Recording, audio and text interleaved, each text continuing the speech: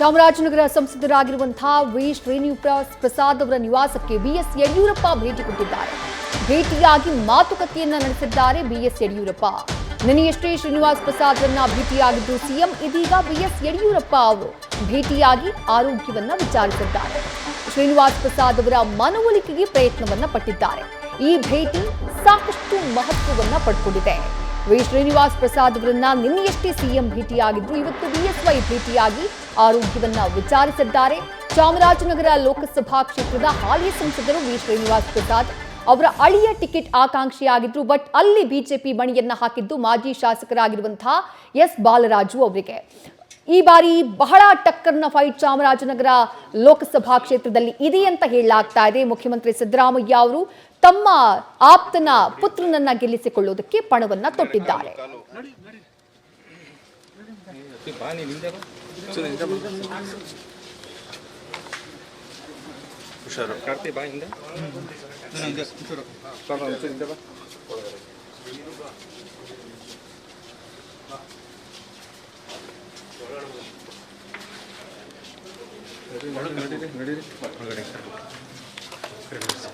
ಜಾಗ ಬಿಡಿ ಸರ್. ನಾನು ಒಬ್ಬನೇ ಇದ್ದೀನಾ?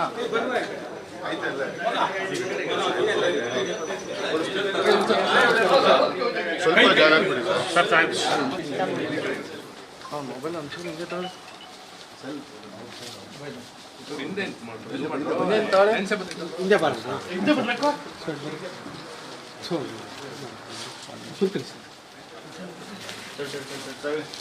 ಬಕ್ಕೆ ತೆಗೆ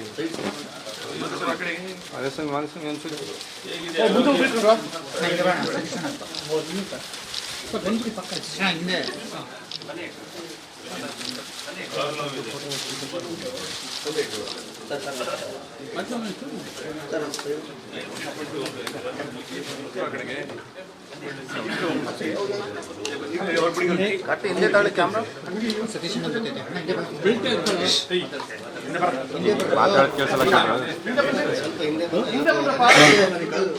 ಯಾರದು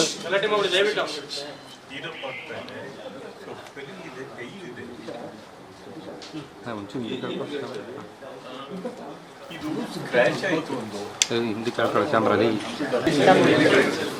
ಮೊಬೈಲ್ ಅಂಶ ಹಿಂದೆ ತಾಳಿ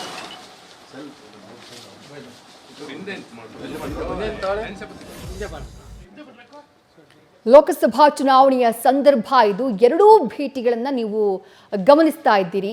ಒಂದು ಕಡೆ ಸೇಮ್ ಪ್ಲೇಸ್ ಬಟ್ ವ್ಯಕ್ತಿಗಳು ಮಾತ್ರ ಡಿಫರೆಂಟ್. ಅದೇ ಜಾಗ. ಒಂದು ಕಡೆ ಸಿಎಂ ಸಿದ್ದರಾಮಯ್ಯ ಅವರಿದ್ದಾರೆ, ಮತ್ತೊಂದು ಕಡೆ ಬಿಎಸ್ ಯಡಿಯೂರಪ್ಪ ಅವರಿದ್ದಾರೆ.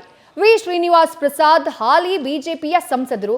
ಅವರ ಬೆಂಬಲ ಯಾರಿಗೆ ಅನ್ನುವಂಥದ್ದೇ ಕುತೂಹಲ. ಯಾಕಂದ್ರೆ ಅವರ ಅಳಿಯ ಮೋಹನ್ ಅವರಿಗಾಗಿ ಟಿಕೆಟ್ನ ನಿರೀಕ್ಷೆಯಲ್ಲಿದ್ರು. ಬಟ್ ಡಾಕ್ಟರ್ ಮೋಹನ್ ಅವರಿಗೆ ಟಿಕೆಟ್ ಸಿಗೋದಿಲ್ಲ. ಅದರ ಬದಲಾಗಿ ಬಿಜೆಪಿಯಲ್ಲಿ ಮಾಜಿ ಶಾಸಕರಾಗಿರುವಂತಹ ಎಸ್ ಬಾಲರಾಜು ಅವರಿಗೆ ಮಣಿಯನ್ನ ಹಾಕುತ್ತೆ. ಮತ್ತೊಂದು ಕಡೆ ಕಾಂಗ್ರೆಸ್ನಿಂದ ಎಚ್.ಸಿ. ಮಹದೇವಪ್ಪ ಅವರ ಪುತ್ರ ಸುನಿಲ್ ಬೋಸ್ ಅಖಾಡದಲ್ಲಿದ್ದಾರೆ. ಈ ಸಂದರ್ಭದಲ್ಲಿ ಉಭಯ ನಾಯಕರು ಕೂಡ ಭೇಟಿ. ನಿನ್ನೆ ಸಿಎಂ ಸಿದ್ದರಾಮಯ್ಯ ಅವರು ಭೇಟಿ ಕೊಟ್ಟರು ವಿ ಶ್ರೀನಿವಾಸ್ ಪ್ರಸಾದ್ ಅವರ ಮನೆಗೆ.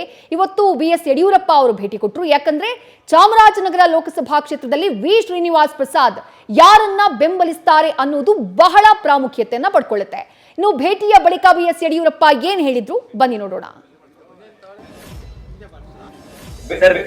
ಈಗ ನನಗೆ ಸದ್ಯ ಹಿರಿಯ ರಾಜಕಾರಣಿಗಳು ಯಾವುದೇ ಪಕ್ಷದಲ್ಲಿ ನಾನು ನಿವೃತ್ತಿಯಾದ ಮೇಲೆ ಯುದ್ಧ ಹೇಳಿದ ಮೇಲೆ ನನ್ನ ಆರೋಗ್ಯದ ಬಗ್ಗೆ ನನ್ನ ಬಗ್ಗೆ ವಿಚಾರಿಸ್ಕೊಳ್ಳೋಕೆ ಬರ್ತಾ ಇದ್ದಾರಲ್ಲ, ಆ ಒಂದು ಸೌಹಾರ್ದಯುತವಾದ ಭೇಟಿಗೆ ನಾನು ಅವರಿಗೆ ಧನ್ಯವಾದಗಳನ್ನ ಹೇಳ್ತೇನೆ.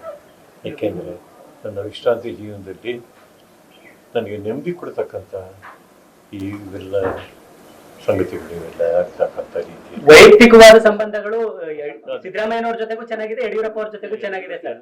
ಆದ್ರೆ ಚುನಾವಣೆ ಸಂದರ್ಭದಲ್ಲಿ ಭೇಟಿ ಗೊಂದಲ ಸೃಷ್ಟಿ ಆಗ್ಬೋದೇನೋ ಅಂತ. ಚುನಾವಣೆ ಬೇರೆ, ನಮ್ಮ ವೈಯಕ್ತಿಕವಾದಂಥ ಸಂಬಂಧ ವಿಚಾರಗಳು ಬೇರೆ.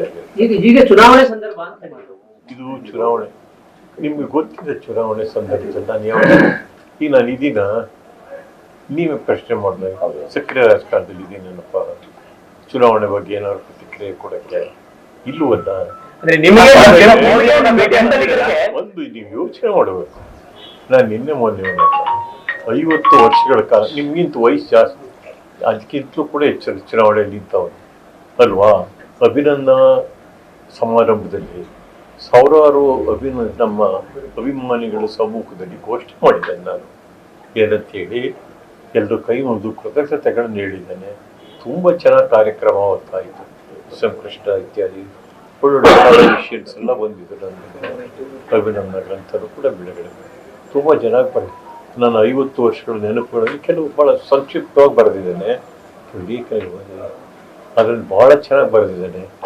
ನನ್ನ ನೆನಪುಗಳಲ್ಲಿ ಯಾವ ರೀತಿ ಬಂದೆ, ರಾಜಕೀಯದಲ್ಲಿ ಹೇಗೆ ನಡ್ಕೊಂಡು ಬಂದಿದ್ದೇನೆ, ಯಾವ ರೀತಿ ಈಳುಗಳು ಎಲ್ಲ ಸಂಕ್ಷಿಪ್ತವಾಗಿ ಬರೆದಿದ್ದೆ. ಸಾಕಷ್ಟು ನೋಡಿದ್ದೇನೆ ಇರ್ತಕ್ಕಂಥದ್ರಲ್ಲಿ. ಆದ್ದರಿಂದ ನಾನು ಹೇಳಿದೆ, ನನಗೆ ಇಷ್ಟು ವಯಸ್ಸಲ್ಲಿ 26 ವಯಸ್ಸಲ್ಲಿ ಎಲೆಕ್ಷನ್ ನಿಂತವನು, 26ನೇ ವಯಸ್ಸಲ್ಲಿ ನನಗೆ ಈಗ 76 77 ಬಂದಿದ್ದಾರೆ. ಅಷ್ಟರಲ್ಲಿ 14 ಚುನಾವಣೆಗಳನ್ನು ಎದುರಿಸಿದ್ದೇನೆ. ಕರ್ನಾಟಕದಲ್ಲಿ ಬಹುಶಃ ಈ ಸಣ್ಣ ವಯಸ್ಸಲ್ಲಿ ಇಷ್ಟು ವರ್ಷಗಳಲ್ಲಿ ಯಾರು ಕೂಡ ಅಷ್ಟು ಎಲೆಕ್ಷನ್ಗಳನ್ನು, ಅದು ಸ್ಟ್ರಗಲಿಂಗ್ ಹೋರಾಟ ಚುನಾವಣೆಗಳು ಬಂದು 6ನೇ ಚುನಾವಣೆ ವೋಟ್ ತಗೊಳ್ಳೋದು ಮಾಡೋದು ಹೋಗೋದು ಇದೆಲ್ಲ ಒಂದು ತಾತ್ವಿಕ ಒಂದು ಬದ್ಧತೆ. ಒಂದು ಅದನ್ನು ವಿಶೇಷವಾಗಿ ಇವತ್ತು ಅಂಬೇಡ್ಕರ್ ಜಯಂತಿ, ಅಂಬೇಡ್ಕರ್ ಮೀಸಲಾತಿ ಕೊಟ್ಟಿರ್ತಕ್ಕಂಥದ್ದು ನಾನು ಎಲೆಕ್ಟ್ ಆಗಬೇಕಾದ್ರೆ ಅಲ್ವಾ, ಆ ಮೀಸಲಾತಿಯ ಉದ್ದೇಶವನ್ನು ಅರ್ಥ ಮಾಡ್ಕೊಂಡು ಹೋರಾಟ ಮಾಡಿದ್ದಾನೆ.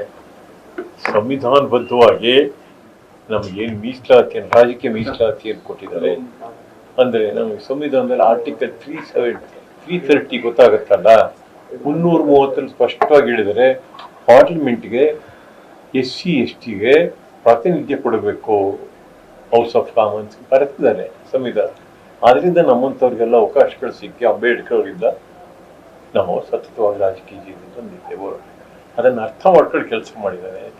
ಅದನ್ನು ಅರ್ಥ ಮಾಡ್ಕೊಂಡು ಸಂವಿಧಾನ ಪ್ರಕಾರ ಕೆಲಸ ಮಾಡೋಕ್ಕೆ ಹೋದರೆ ಭಾರಿ ನಾವು ಕಷ್ಟಗಳನ್ನು ಎದುರಿಸ್ಬೇಕಾಯ್ತದೆ. ಸಮಾಜದಲ್ಲಿ ಭಾಳ ಕಷ್ಟ ತಿಳಿಸೋದು. ಹಾಗಾಗಿ ಅಷ್ಟದ್ರ ಮಧ್ಯೆನೂ ಬಂದಿದೆ ನಾನು, ಸೋಲಿಸ್ಲಿ ಗೆಲ್ಲಿಸ್ಲಿ ಅವ್ರ ಪ್ರೀತಿ ವಿಶ್ವಾಸ ಬಂದು ಸಾಕಾಗಿ ಅವ್ರ ಕೈ ಮುಗಿದು ಹೇಳಿದ್ದೇನೆ. 3 ವರ್ಷಗಳ ತಿಂಗಳ 17ನೇ ತಾರೀಕು ಕೃತಜ್ಞತೆಗಳನ್ನು ಸಲ್ಲಿಸಿದ್ದೇನೆ ಜನಸ್ಥೆಲ್ಲರಿಗೂ ಕೂಡ, ಕ್ಷೇತ್ರದ ಜನತೆಗೆ, ಅಭಿಮಾನಿಗಳು, ಪ್ರೀತಿಗಳು 50 ವರ್ಷಗಳಿಗೆ ಯಾರು ರಾಜಕೀಯ ಕೈ ಮುಗಿದ್ಬಿಟ್ಟು ವಿದಾಯ ಹೇಳಿ ಎಲ್ಲರೂ ಕೃತಜ್ಞತೆ ಸಲ್ಲಿಸಿದ್ದೇನೆ. ಇವತ್ತು BJP ಪಕ್ಷದ ಸಂಸತ್ ಸದಸ್ಯರಾಗಿದ್ದೇನೆ. BJPಯಿಂದ ನಿವೃತ್ತಾಗಿದ್ದೇನೆ. ಮಾನ್ಯ ಯಡಿಯೂರಪ್ಪನವ್ರಿಗೂ ಕೂಡ ಹೇಳಿದೆ, ನಾನು ಬರೆದಿದ್ದೇನೆ ಪುಸ್ತಕದಲ್ಲೂ ಕೂಡ, ನಾನು ಯಾವುದು ಮುಚ್ಚುಮರೆ ಇಲ್ಲ. ಹೇಗೆ ಜನಸಂಘದಲ್ಲಿ ಬಂದೆ, ಜನಸಂಘದ ನಂದಾದೀಪ ಆ ಚಿಹ್ನೆಯನ್ನು ಹೆಂಗೆ ಆರಿಸಿದೆ, ಅಲ್ಲಿದ್ದ ಯಾವ ರೀತಿ ನನಗೆ ಅನುಭವ ಆಗಿದೆ ಎಲ್ಲ, ಅದರಿಂದ ಬೆಳೆದ ಹಿನ್ನೆಲೆ ಎಲ್ಲ ಕೂಡ ಸವಿಸ್ತಾರವಾಗಿ ಬರೆದಿದ್ದೇನೆ. ನ್ಯೂಸ್ ಫಸ್ಟ್ ನಿರ್ಭೀತಿಯಿಂದ ನಿಮ್ಮ ಪರವಾಗಿ.